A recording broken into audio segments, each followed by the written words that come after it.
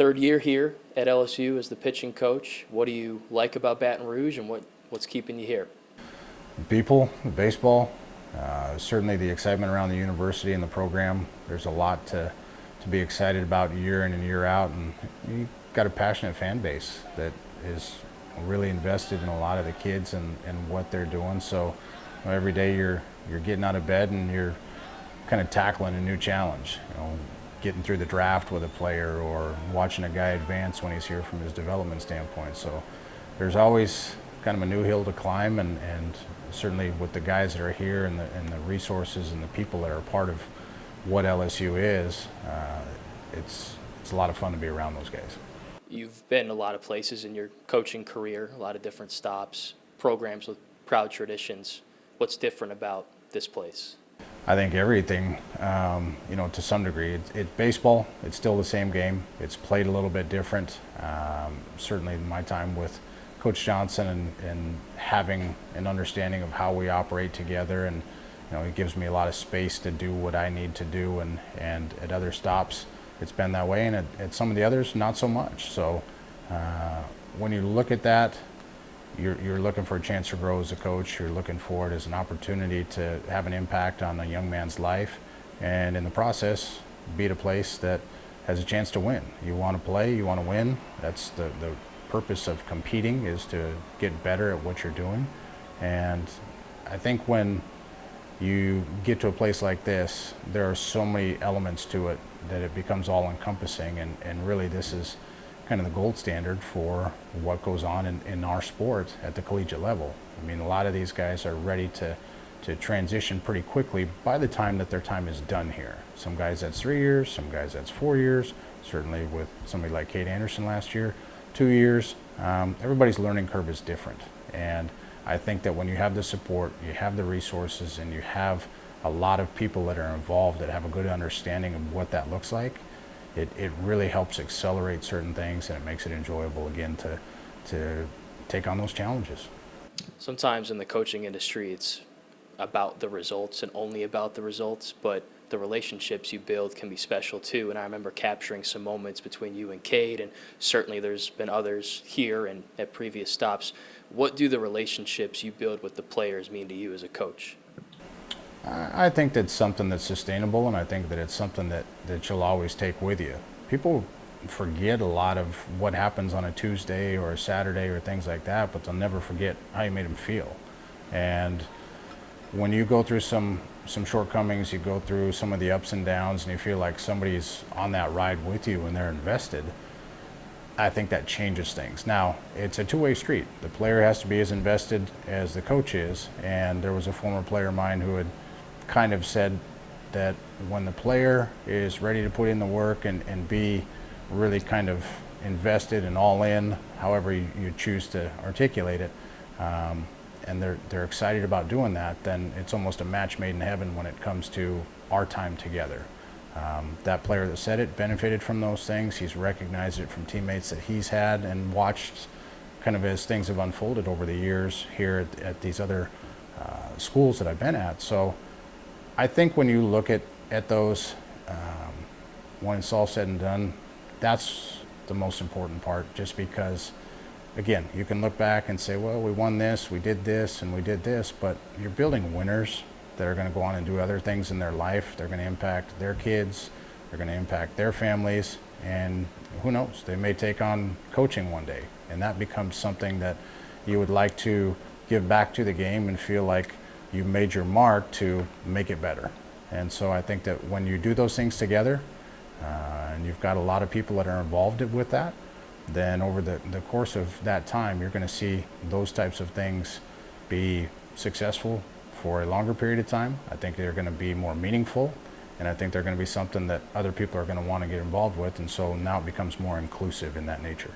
Y'all as a staff, collectively, pretty much everybody's back this year. I don't know that y'all lost maybe a piece or two here behind the scenes, but for the most part, everybody's back. How does that help y'all with synergy this season and prevent any kind of things you have to do in the off season that might take time away from other things you could be doing? Sure. I think it makes it easier in some ways. It can also make it challenging because you're looking for ways to constantly get better. So you have to get outside of your comfort zone and what's familiar. And so it's knowing what to keep, what to discard, where those adjustments need to be made. But I think that when you're all kind of been in the boat together, and especially going through a championship run, you know what it looks like, you know what it kind of smells like, feels like. And so everybody through that process is looking at things in a similar fashion. And I wouldn't say exactly the same, because if everybody does, then nobody's looking at it from a different angle. Somebody's always going to be trying to find a different way to beat you. And if you're having success, people are going to start coming from all directions, and you have to be ready to kind of tackle whatever comes your way. And so when you have people that are looking for certain things, what allows us to be successful? Can we maintain that? Where do we need to make improvements? There's now transparency. And through that, that's where I think as a program and certainly as a player, you get better, is knowing, all right, what do I need to get better at? And I think we do a very good job of looking through that lens and then providing the guys the space and the tools and the understanding to get better in those areas. For yourself, with the staff, just continuity between you and them, for a little while there was a new pitching coach every year, kind of seemed like here, but now you've been here for 3 years with some of the same guys across that span too, maybe in some cases. How much does that help you and then those pitchers to have that same verbatim and stuff that just carries over into the next season? Sure. I think, when you look at it, there's some give and take. There's information, but you have to give them some space to grow.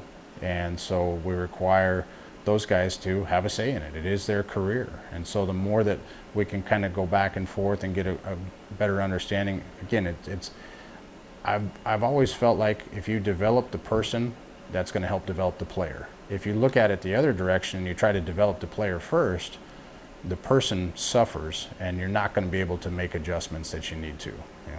Whoever you play, they're always trying to get you to get out of your comfort zone. So having those conversations and having the familiarity, I saw Will Helmers the other day. I believe he had maybe 4 guys over 4 years that, it's a little bit different. That can be good too. In a professional model, that probably happens a lot as you move from level to level to level. But for our guys, I think you go back to, when a kid comes through the door and you've been a part of the recruiting process, they know what they're getting into, they have an idea of what that's going to be like, and that gives you more runway to really build upon. And now when they get here, they're able to make those adjustments a little bit easier, and through that relationship that you built with them, there becomes a more clear understanding of, all right, what do I have to get better at? Because some guys, they want to be left alone. Better players, they want to be coached and developed in that sense. But the great ones, they want to be told the truth. And I think when you look at that and you tell those guys the truth, now they understand this may not be where it needs to be. And so I've got to make some adjustments in there. And I think that when you have that continuity and you have that cohesiveness and consistency from being together, you can get to that portion of your development a lot quicker. So let's get into that a little more in the staff. Kind of unique. It seems like you have a lot of older players that have been here in the bullpen, starters that, well, in Kaysen's case, played a lot in big moments last year. Is this maybe one of the more experienced staffs you've had based on innings they've thrown here and years they've spent in college collectively? I would say there's probably more familiarity. I don't know if I would say experience, because experience can be measured in a multitude of different ways. If you're looking at somebody from a starting standpoint, we've got a handful of starts. If you look at somebody who's familiar with pitching on the back end of a game, we've got some guys that have done that. But I think a lot of times people are looking at, okay, year 3, this guy's been in the rotation year 1, year 2, year 3, we should see this growth and this learning curve continue to improve. They're still kids. There's a lot that they're dealing with. You think about it, for most of them, it's the first time they've lived away from home. A lot of them know how an ATM card works in one direction, not necessarily both. And they're trying to fit in. They're trying to prove their own existence with themselves, that they can do it. They're trying to prove it to their teammates that I belong here and I can handle these things. And a lot of times they set the bar very high for themselves, where they don't give themselves credit enough for being able to understand that failure is part of it, and we're going to get better in some of those sense. So I think that understanding is there for our guys because they've Some of them have dealt with some ups and downs. Some of them have had to wait their turn now and get towards kind of the back end of their college experience, and now they're kind of coming into their own. And again, some guys really flourish when they get in the door. They needed whatever the challenges that were here, they were ready for that. Some other guys needed some more time, and they needed to be able to develop into maybe a role or a capacity that allows them to not bite off more than they can chew. If somebody's really set in a position for 3 outs, perfect spot for them.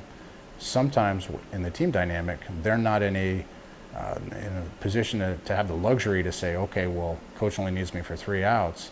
A lot of times I've seen over the years where, well, can we run this guy back out here for 3 more outs? Can we run this guy back out here for another inning? And that's where teams start to get exposed from a pitching standpoint, because they're wondering, we can't do this here because who's behind him? And I think we've got a lot of options behind whoever is on the mound this year, and that's going to be the fun part, is that we feel like we can mix and match with a lot of teams that will play right-handed, left-handed, speed, power, and that's, I think, the uniqueness of playing this game, because it's almost like getting dealt a new hand every year. You got to learn how to play that hand. Some years you're going to be dealt some really good cards. We work hard in the recruiting process to get the right ones, but the draft, unfortunately, at times has something to say about it. There's the injury factor, and then there's just being able to deal with expectations that sometimes are unrealistic. Are you getting better? If you're getting better, sometimes better doesn't mean hitting 40 points higher or lowering your ERA by 2 runs. It means, are you able to grasp the concepts of what we're doing and then put them into action when it needs to be applied? And for our guys, I like where they are in that sense right now, and I think that will continue to improve. So the deck of cards will look different this year in some ways. Maybe it's not Cade and Anthony giving you 7, 8, sometimes 9 innings. It could be more of get what you can out of the starters, and then when you feel good about where you are in the game, you have a lot of different options that you can put out there to execute whatever is their strength, kind of a thing. For sure. I think when you look at last year, we played ballpark about 70 games. Plan A is you give a guy a ball, you see him after the 9th, and Tigers win. I think we had 3 complete games last year. So plan A was there 3 out of those 70 times. The rest of it's plan B, and I'd watched a movie where there's plan C. C is combat. It gets to that point because plan B wasn't there either, and it's like, all right, we got to get to the next one. So for us, whether it's combat or compete, however you want to look at plan C, that's the nice part about being able to navigate this a little bit, because if some guy gives you 5 1/3 and that's all he's good for on that night, great. We got pieces to fill in behind you. So we're not asking guys to go 9. We're asking you to give us your best effort, get us as deep into this thing as you can. And I think a lot of times you see at the professional level, the game's kind of played in a certain way and people become familiar with that. But now you see in the playoff system, they're going to starters and they're bringing them back out of the bullpen. They're going to a closer maybe in the 6th or 7th inning because they feel like, okay, the game's on the line here. And years ago, I had kind of tried to implement that philosophy a little bit. One of our players at the time was very in tune with the major league side, and he was watching a game where the team went to a closer in the playoffs in the 7th inning because the manager felt like that's when the game was going to be won and lost. So again, it's the same game. Everybody plays it a little bit different. We'll certainly have that opportunity to play it a little bit different with the pieces that we have this year. And I like the versatility of being able to move those guys around and do some different things. Coach and I were talking about it just this morning, to have, maybe a little more ability to pivot in different directions. Where do we want to use this guy here? Do we want to use this guy there? And now when you go into it and you're going, all right, you got 5, 6, 7 guys that can finish a baseball game, it makes it harder for your opponent to plan for that too.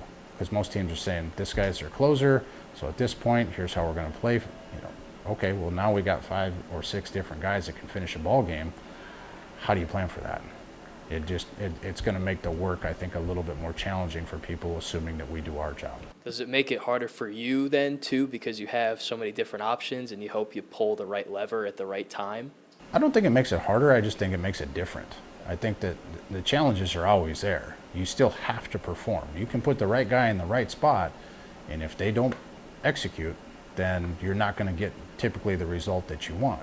So I think that when you're looking at this, you're being able to kind of segment this thing and compartmentalize it more in the sense of, I just need you to get the 2 left-handers. I just need you to give us 3 outs. Just need you to give us 2 innings.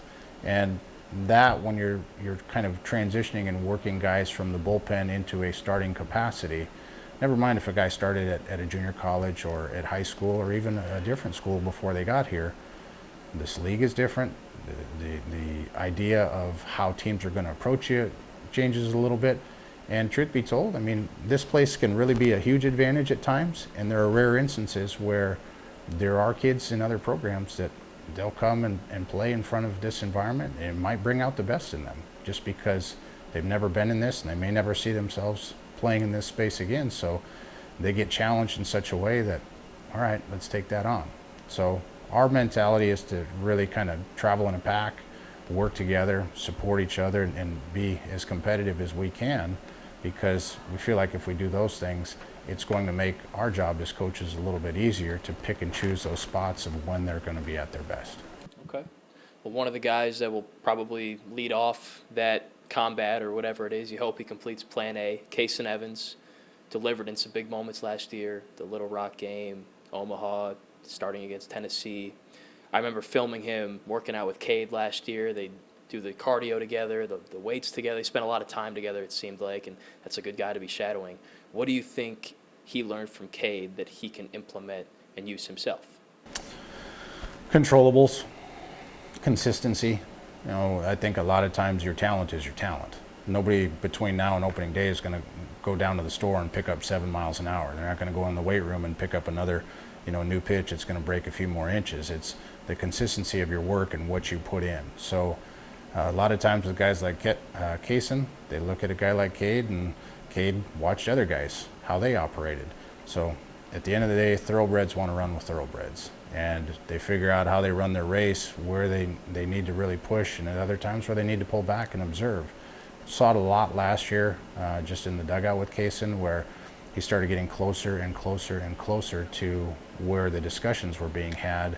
And I think that a lot of times that can help guys kind of speed up that learning curve, is just getting your understanding of, 1, what's going on, 2, how can I slow the game down, and then 3, what do I just need to do to execute in order to do my job to the best of my ability. And when those guys are having conversations, I remember looking over my shoulder in the championship game, and at one point Anderson is sitting there with Ianson, and I believe Cooper Williams was standing there, because the discussion with him was follow that left-hander around, and whatever he does, just take notes. But at that point, Anthony and Cade were having a conversation about where we're at in the lineup, what are we doing, and as a coach, I think that's when you've kind of reached the peak or the pinnacle, because your job should be much like a parent, is to make yourself less and less necessary. Not available, but necessary, in the sense where, okay, if they can handle certain things, you want them to do that. That's why you're coaching them, and that's why you're helping them grow. So when those guys were having a conversation, once I looked over my shoulder and I said, hey, this guy's going to do this probably because we've done this a couple of times and he's showing an adjustment. Okay, we're good. The next inning they came in, they were having a conversation. I looked over my shoulder, turned back around, and somebody says, are you going to say something to them? No, they got it now. They understand where we're at and what we're trying to do. So at that point, you get out of the way and you let guys go. So it's when to insert yourself, when to have those conversations, because again, everybody grows at a different rate, and Kason has certainly enjoyed being in the middle of that firefight at times, and just understanding how do I navigate that. So he's done a good job thus far, and then ultimately, I think for him, as well as the other guys who've been a part of this program, it's not just when you're playing, it's also when you're not playing. Because on a weekend or in a week, if you're going to go out there in some capacity and throw 5 innings, well, you got a lot of other innings that are out there. So how can you help us win when you're not out there competing? Can you find other ways to help advance the understanding, the perspective, and ultimately just kind of the energy and the vibe of what's going on in the dugout, the weight room, the hotel, the bus, all of those things. And I think Kason does a great job at that. Along that note, how have you seen him kind of take on that leadership role? Because last year, when he was called upon, he executed. But this year, people are going to look to him to be a face on the magazine, or a face of the program in some ways. Well, I mentioned it earlier, just getting back to the controllables. what can he control. We're not asking him to be anybody else. You know, he was recruited to come here because of what he did. So he just needs to be himself and go out there and understand, what do I have to work with today? And that can change from inning to inning. I've seen guys get a better feel for a pitch. He and I were joking around just about the curveball development. You know, it was a discussion we had about 2/3 of the way through the season last year, and said, we're going to start getting this into your program. We watched him throw it in high school a little bit when I was recruiting him at the time at a different school, and I saw that he had it in his arsenal, and I don't think he knew that he had it, and just felt like, hey, in time we're going to do this. So, you know, fast forward, we're getting ready to play UCLA. He looks at me, he was warming up, he threw one, and I went, man, that's pretty good. And I thought, okay, he's just getting a feel for it, and it's just part of what he's doing today. Well, he throws a second one, and it's equally as good, and he whips his head around, and he says, throwing the curveball today. I say, yes, you are. And, you know, that's part of the ownership as a player, understanding where you're at with your game, the things that you're going to do. He, you know, deployed the pitch a handful of times that day, and it was successful.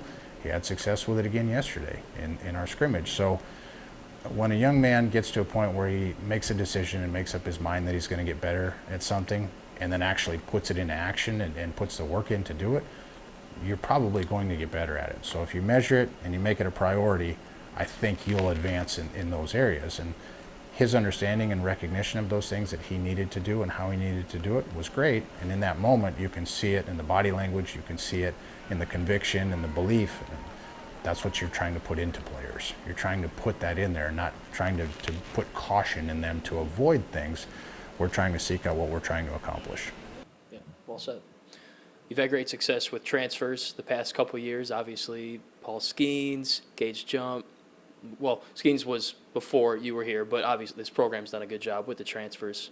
Jump, Holman, you did have. Ianson last year, there's many others too. Cooper Moore is one of several this year. Appears to be in line to possibly be a starter. What has he brought to this staff since arriving at LSU? Well, he's got a competitive edge to him, and I think that anytime that you're going to try to elevate your game and challenge yourself in this league and in this environment with the expectations that come with that, some people run from the roar and some people run to it. And he has certainly ran towards it and embraced it. He's known that it's been a challenge. He's had a lot of success in the past. He's had success here in the fall, and he's had success here again in the spring. He does it a little bit different. He recognizes that, but he's got a very good understanding of who he is, much like Anthony did, to say, if I do these things, I will have success. Doesn't get outside of that.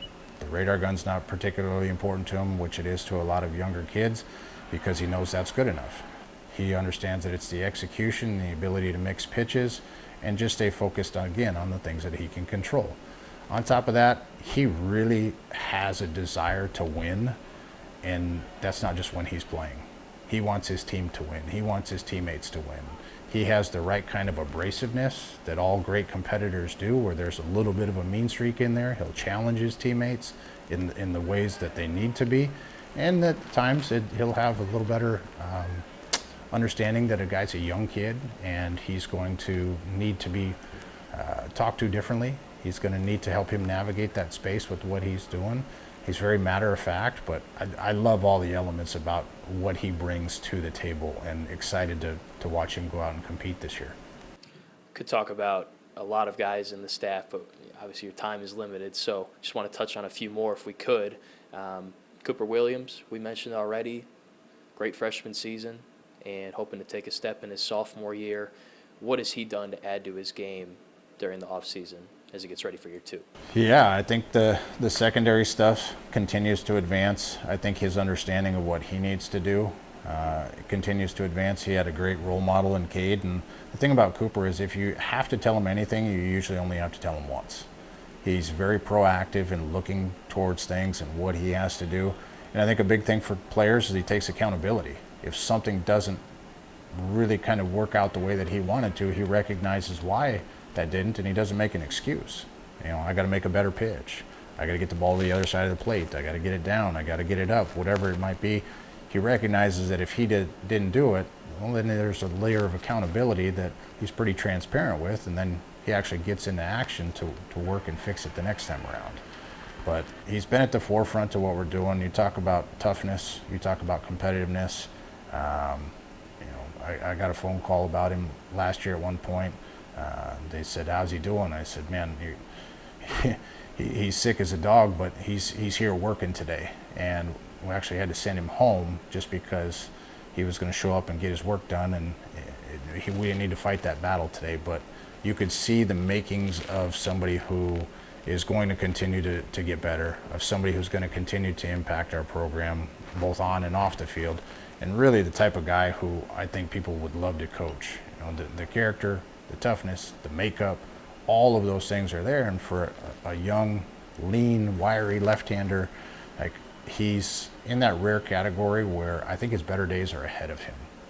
Most kids, unfortunately, it kind of fizzles out at maybe 15 or 18 years old. I think by the time this young man's 25 to 30, we're going to see some really great things out of him. And that's not discounting what he's going to do in his time here, because he's shown massive improvements in the things that he knows he needs to get better at. So excited for that, excited for how he's going to maybe be a Swiss Army knife for us. We could use him in really any capacity, because in shorter stints, boy, the stuff can be loud, and he has the ability to navigate the lineup, lefts, rights, and really have a lot of success. So glad he's here. I spent a lot of time trying to recruit that young man, and he's going to be very impactful for us, not only between the white lines but outside of it. The sophomore class as a whole, William Schmidt, Maverick Rizzi, there's others too, Kaysen obviously, special group of talent, and Schmidt went undefeated last year, I believe, as a starter, which kind of gets overlooked because of all the hype he had coming in. Still a very solid freshman season. Where can he improve in his second year? Yeah, I think for anybody, not just William, but anybody's just from a consistency standpoint, and it's just the mental maturity and the growth in that sense, because every kid wants more. Well, what is more? People want to be able to do this and do that and whatever it might be, and it's like, okay, well, do we have a pretty good understanding of what that is and what I need to do to get to that point? So the awareness of what am I doing? We have all this technology and all of this data that's in here, and we've had some kids that were here last year that they thought they did something, and then we would look at a TrackMan unit and they go, man, I guess that pitch wasn't really where I thought it was. When you are able to do that in a bullpen setting, it's really a lot slower. In a game, when there's 20 seconds between pitches and you have to recognize it immediately and then be able to pivot if need be, or make the adjustment and try to repeat what you just did before, but now repeat it accurately, that's the challenge. And I think that when you look at that and how William has continued to grow in those areas, you mentioned them, between him, Maverick, Cooper, and Kaysen, they're all very close. They're all hold each other accountable, and it's a pretty tight-knit unit where they can be very honest with each other. And I think that's what, again, you need to get better in those areas that you feel like, well, do I want to improve my fastball command to this side of the plate? Do I want to develop a third or a fourth pitch that is more viable and something that I can rely on more often? And so for William, really it's no different than just the basics of baseball. Control the count, command your fastball, be able to throw off speed in fastball counts, and then when you got a chance to put somebody away, put it away, because there's talent. But again, it's a challenging space. I think pitching and catching at the SEC level is very much like trying to play quarterback over across the street. You've got people who have been in the game for a long time as coaches, and our job is to make life miserable for the player that they're competing against. So when you look at that and you say, okay, sometimes our guys will jokingly say, Milam says, all right, hey, I got you. Steven, I didn't throw that pitch. The guy out on the mound did, and he likes that layer of competitiveness in there with what you're trying to do. Well, if you flip that and you go the other direction, there's somebody in the other dugout who's formulated a game plan that's trying to say, okay, well, this guy does this pretty good, so we're going to probably have to look for this. And as a player that's trying to get better, can you adapt? Can you adjust? And that's where I think William, Maverick, Kaysen, Cooper, the guys who have been a part of this program, are doing a really good job of that right now. And then a couple guys that dealt with injuries last year and couldn't perform Devin was close. It kind of seemed like to maybe making it back before the end of the season, but unfortunately it was cut short. Himself and then Gavin Guidry, how have they recovered from their injuries and gotten back to their former selves, I guess, if that's such a thing? Yeah, I would say in my time here, Gavin's probably thrown the ball the best that he has, in this last 3 years. I watched it from the other dugout competing against him. Watched it on television. You could see. I think it looks closer to that now, with a couple other little twists that are in there that will certainly, I think, bode well for him and for the Tigers. Gavin's understanding of having been through it as a freshman, getting to compete and be out there, goes out there year two. Last year didn't get a chance to do it, but heavily impacted what we did, was invested in what guys were doing, a lot of conversations, brought a lot of energy to what we were trying to do, and that rubbed off on some of those guys who we've mentioned. And so now I think that's given him perspective to really understand what he needs to be doing, how he needs to be doing it, because in sports they all change.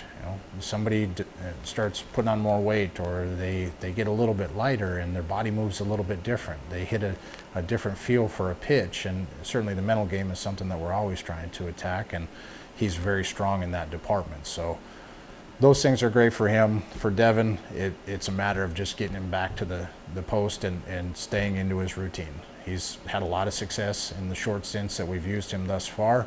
Might he run into a difficult one at some point? Sure. I mean, that's the nature of this game. I don't think Paul was undefeated.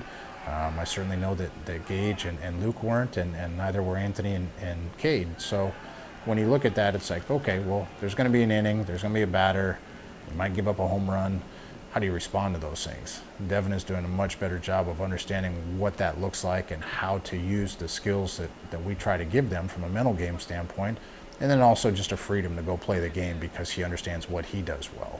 And keep him focused on that. We're excited to get him back out in the mix because it's different, it's aggressive, it's a little bit funky, and we've had some of the better hitters on our team say, like, man, that's a tough look for that poor kid at the plate that just got beat up. And so when you hear those things, that's good because it shows an awareness for our team, and I think it shows an awareness of the player that's out there doing that. When they have those conversations about, this is what you're doing pretty good, I would stick with this, that's where the growth and the excitement comes. From where I'm sitting, and we've kind of already touched on it, it seems like there's going to be a lot of cooks in the kitchen this year in the pitching staff, especially if you have to go to that plan C. I don't want to ask you about everybody, but is there anybody that I haven't asked you about or no one's really talking about that you think will be important this year? Well, I mean, the list goes on and on. I mean, Dax Dothy, who we got in the portal, is going to fit a great spot for us. Ethan Plog, Santiago Garcia, Graham Fontenot. I mean, the list continues to go. Zion Theophilus and Marcos Paz and Reagan Ricken are three freshmen who are going to have very bright futures in this program, and I think to their benefit aren't going to be asked to break off too big of a piece right out. They're not going to be given the ball and said, all right, we'll see you after the ninth. Can you give us a solid 6 outs here, 9 outs there, 12 outs here, that will allow them to grow at a learning curve or a pace that's probably better for them from just an understanding standpoint and sometimes a health standpoint. I can draw from my own experiences in college. A guy flipped me the ball and said, go get him. And back then, I don't know that pitch counts were such a thing. I was probably in that last wave of players, but when you look back and the kids hear the stories and they're wondering maybe if I'm not pulling their leg going, you threw how many pitches? There weren't guys around me to help protect us, and that's probably to some degree at times why those types of teams don't have the types of years that they could. So when you have a lot of guys, or as you say, cooks in the kitchen, to be able to contribute, I think it's going to lighten the load when you got a lot of hands to help with the work. And so the bulk of those guys, and I'm probably leaving somebody out just because there's been a really good mix of what we're doing and how we're doing it, and I like the cohesiveness. If they stick together and they stay the course, you're going to have to deal with some adversity, you're going to have to stay healthy, and you're going to have to catch a break. You do those things typically throughout the year. The harder you work, the luckier you get. You'll create those breaks for yourself. That's how it went last year. You guys were healthy for the most part. Got a couple breaks here and there, but when you did, took advantage, right? Yeah, and I think the nature of playing the game, my wife and I talk about this pretty consistently. She was a college coach, she was a college athlete. And you look at it and it's like, listen, I don't necessarily have to do what people think you have to do. She coached volleyball. And it wasn't that you had to block everybody and you had to spike and have a lot of kills. It was just, I gotta just get the ball back over the net. A lot of teams would mess it up in the past, or they'd hit the ball out, couldn't get their serves in. Well, for us, last year, if you look at it, if we played a 5-4 game, we found out a way to win 5-4. If it was a 1-0 game, as you saw in the championship series, we found out a way to win 1-0. It's complementary baseball. When to move runners, when to minimize an inning. I gave up a leadoff double. Can I make it a 1 instead of a 4? Because some guys will try to pitch around some of those things. And it's just being able to play as one group. And I thought last year's team probably did that as well as anybody when you think about playing as one.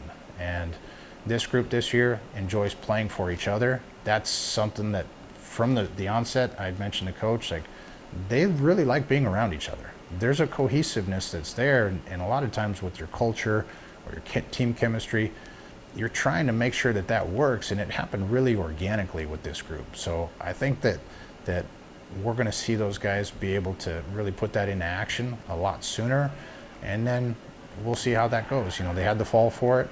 They'll have kind of the preseason portion of it before we get into conference play, and then you've got conference play. So each one of them offers different challenges, and if you handle those right, now you've positioned yourself well for the postseason. And at that point, it's not who you play, it's how you play. Mm-hmm. And that's really what this group, I think, is focused on, is how do we play and how do we play well together.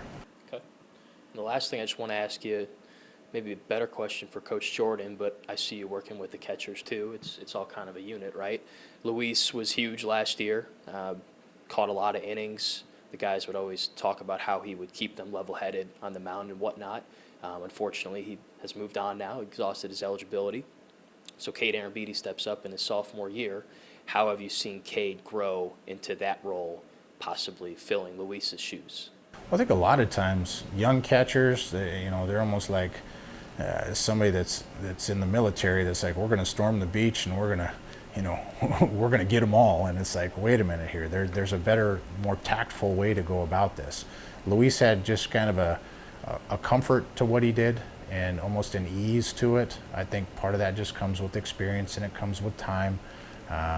Cade picked up a lot of that from Luis, whether he knows it or not, and he's been able to slow the game down. And now we're seeing that start to really happen with Omar as well, where those pieces are getting into a better position for him. Eddie Yaman has done a great job behind the plate in a lot of different areas and certainly wants to make improvements in others. So they're all going through that, but they're going through that together. My part in it is helping them understand how to dance with their dance partner on the mound, because the game has a pulse. The pitch clock has something to do with it, but there's ways to help navigate that space. And I had a coach that I worked for years ago. He says, high seas make good sailors. So when these guys understand that it's getting challenging and you want to be a better sailor, well, you're going to have to learn to get out into some rough waters. And when we're in scrimmages against the talent that we have out here, it can make it challenging at times. And it's like, okay, well, how do we get to the next pitch? And that's where those guys have done such a good job. The technique portion is one thing, but if your technique gets to a point where, man, your compete has to pick up if the technique's a little bit light. So it's just the ebbs and flows of it. It's part of it, and it again can be a lot. Like I said earlier, it's like being a quarterback and you're trying to read the defense, you're trying to make blocking adjustments, or you're trying to line up differently and recognize the defense that is being changed in front of your eyes, and how do you mix and move those parts. It's not necessarily that you just got better at playing the game, it's you got a better understanding of who you are, what you need to do, and how you can help the other guy get through it. And those guys, man, they've done a really good job, especially here recently. Excited to see the improvements. Anything I haven't asked you you'd like to add about the staff, the season, the team? No, just, excited. I know our kids are excited about playing in front of the fans. There's certainly a different level to it, and I've seen it myself here. Opening day is like Christmas for baseball players. It's a chance to go out. It's something new. It's refreshing. It's okay. And there's a little anxiety that comes through it, and you get through that, and then, as I mentioned, it's like you get into conference play.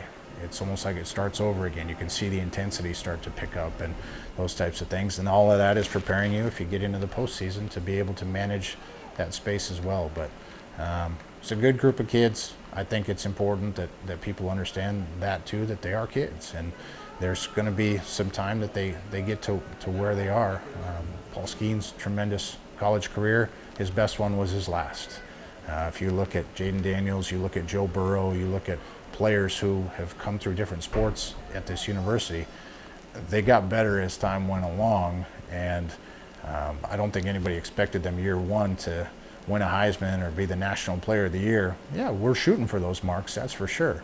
But certainly as these guys work and continue to go together, I think they're going to put a product on the field that our fans will be proud of, the alumni will be proud of, and certainly the kids themselves will be proud of. Yeah, that's why it's 56 games, right? You hope to get better each time, and then if you do that, maybe we'll play 70. Right? For sure. I don't know Just win your last one. Yeah, as long as you can go. So thank you for your time, Coach. You bet. Much appreciate it, and wish you a successful and happy season. Sounds great. Thank you.